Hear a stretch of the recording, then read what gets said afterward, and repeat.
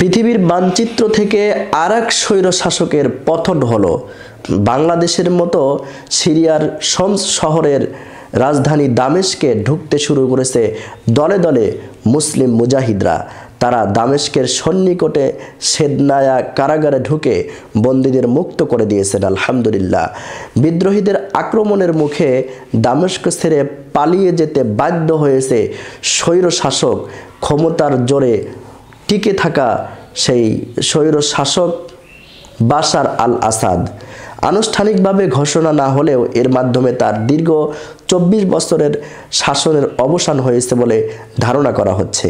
আজ রবিবার বার্তা সংস্থা রয়টার্স জানিয়েছে, একটি প্লেনে চড়ে অজ্ঞাত গন্তব্যের উদ্দেশ্যে দামেস্ক ছেড়েছেন প্রেসিডেন্ট আসাদ। তবে এমন গুঞ্জনকে অস্বীকার করে প্রেসিডেন্টের কার্যালয় বলেছে আসাদ দামেস্কে অবস্থান করছে।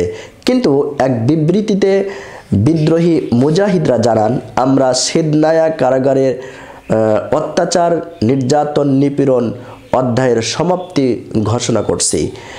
অধিকাংশ গোষ্ঠীগুলোর মতে ওই কারাগারে সিরিয়ার সরকারি বাহিনী বন্দীদের উপরে ভয়ঙ্কর নির্যাতন করত এবং অনেক জায়গায়, অনেক অঞ্চলে মসজিদগুলিতে আজান পর্যন্ত বন্ধ করে দিয়েছিল এবং ক্ষমতার বলে টিকে থেকে, ক্ষমতার বলে মসনদে জোর করে, ক্ষমতার জোরে মসনদে টিকেছিল সেই আসাদ এবং জনগণের উপরে অত্যাচার, নির্যাতন, নিপীড়ন চালিয়েছিল সেই স্বৈরশাসক বাশার আল আসাদ।